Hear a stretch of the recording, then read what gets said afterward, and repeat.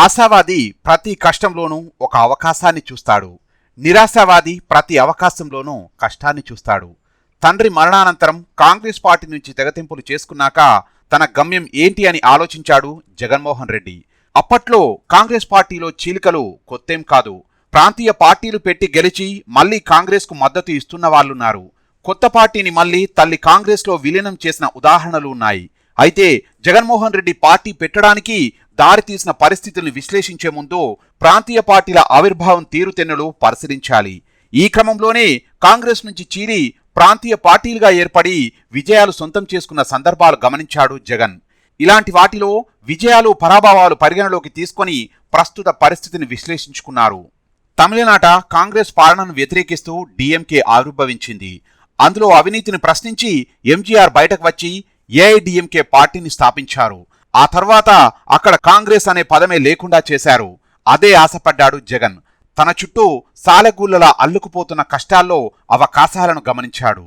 ఆశావాదం అంటే ఆషామాషి వ్యవహారం కాదని గ్రహించాడు. సగం వరకు పాలతో నిండిన గ్లాసును చూసి సగమే ఉన్నాయే అనుకోకుండా సగం గ్లాసు పాలతో నిండి ఉంది అనుకోగలగాలి. ఉన్నది జైలులో అయినా జైలు గది ఊచలగుండా ఎదురుగా కనిపించే చెత్తా చెదారాన్ని కాకుండా ఆకాశంలో నక్షత్రాలను చూడగలగాలి. కాలికి చెప్పులు కొనగలిగే స్థాయి లేకున్నా పర్లేదు కాని నేను నడవగలను, గమ్యం చేరుకోగలను అని అసలు కాళ్లే లేని వ్యక్తిని గుర్తు చేసుకోవాలి. ఎలక్ట్రిక్ బల్బు ఫిలమెంటును కనిపెట్టడంలో 2000 సార్లకు పైగా విఫలమైనా పట్టించుకోకుండా అదే ప్రయత్నాన్ని కొనసాగించి సక్సెస్ అయిన ఎడిసన్ అంతటి పట్టుదల వదలని విక్రమార్కుతత్వం కావాలి.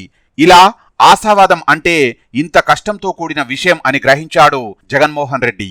ఏ యంత్రమైనా పనిచేయాలంటే ఇంధనం ఎంత అవసరమో మనిషి కదలాలంటే ఆశ అనే ఇంధనం అంతే అవసరం.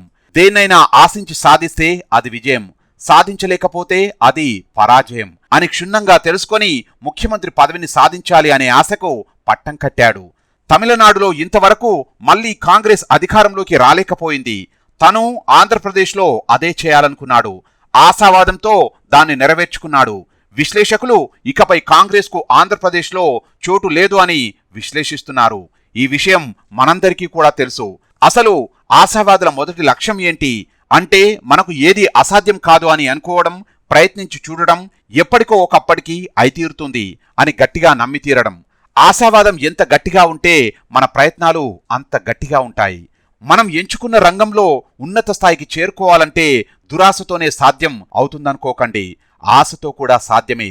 మన చుట్టూరా ఉన్న వారి వారి జీవితాలు ఏవైనా కానివ్వండి, చైతన్యవంతంగా కదిలే మనుషులను గమనిస్తుండడం మంచి అలవాటు. సినిమా రంగమే తీసుకుందాం. అక్కడ మెగాస్టార్ ఒక్కడే ఉంటాడు, నెంబర్ 1 కెమెరామెన్ ఒక్కరే ఉంటారు. ఇలా ఆయా రంగాలకు చెందిన పెద్ద ఒక్కడే ఉంటాడు. కానీ వందలాది మంది కళాకారులు, కార్మికులు కూడా అక్కడే శ్రమిస్తూ ఉంటారు. వారంతా అలా చేయడానికి కారణం ఏదై ఉంటుంది అంటారు? రేపటి రోజు తమకు మంచి అవకాశం వచ్చి తీరుతుంది అనే ఆశ ఉండడమే. ఆ పెద్దలు తమలా జీవితాన్ని మొదలుపెట్టి ఈ స్థాయికి ఎదిగారన్న నమ్మకం ఉండబట్టే. పెద్ద దర్శకుల దగ్గరకు ఫోటో ఆల్బమ్ను పట్టుకొని వేషాలిమ్మంటూ తిరిగిన ఎస్వి కృష్ణారెడ్డిని ఉదాహరణగా తీసుకుందాం. వేషాల కోసం ఆయనెంతగా తపించినా అవేవీ ఆయన్ను వరించలేదు. ఆయన సైతం తన ఆశను వీడలేదు. వెండి తెర మీద ఎప్పటికైనా కనిపించాలని ఆశించాడు. అది మొదట్లో సాధ్యపడలేదు.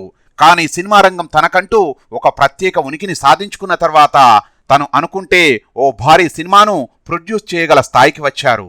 ఆ తర్వాత తన ఆశను తీర్చుకున్నాడు. ఇక్కడ కృష్ణారెడ్డి ఆశ ఎలా వర్కౌట్ అయిందంటారు? ముందు ఆయన నటుడు కావాలనుకున్నాడు, ఆశ తీరలేదు. మెల్లగా వీడియో రంగంలోకి ప్రవేశించాడు. అక్కడి నుంచి దర్శకుడై చాలా సక్సెస్లు సాధించి తర్వాత మొదటి దశ ఆశకు ఊపిరిపోశాడు.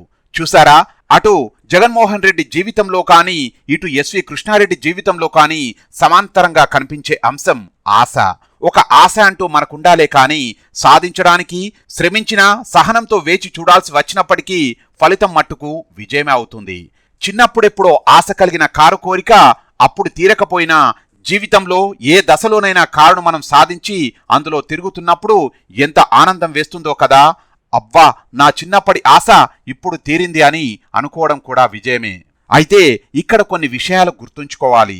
మీది ఆశనా దురాశనా అనే విషయాన్ని స్పష్టంగా మీకు మీరుగా విశ్లేషించుకోవాలి. అందులో దురాశ లక్షణాలు ఏమాత్రం కనిపించినా మొగ్గలోనే తుంచేసేయాలి.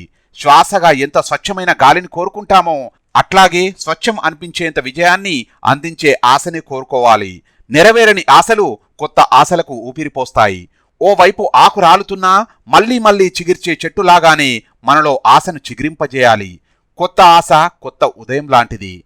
విజయం సాధించిన జగన్మోహన్ రెడ్డి కానీ, ఎస్వి కృష్ణారెడ్డి కానీ ఎక్కడో చదివి ఇవన్నీ ఆచరణలో పెట్టినవి కాదు. వారికి వారు స్వతహాగా తెలుసుకున్నవి. అందుకే వారనుకున్నవి సాధించుకున్నారు, విజయాన్ని పొందారు. ఇలా సక్సెస్ సాధించిన ప్రతి వ్యక్తిలోనూ మనకు ఏదో ఒక గుణం దొరుకుతూనే ఉంటుంది. అవన్నీ వడపోసి సమకూర్చుకున్నప్పుడే విజయం మన ఇంటి తలుపు తడుతుంది.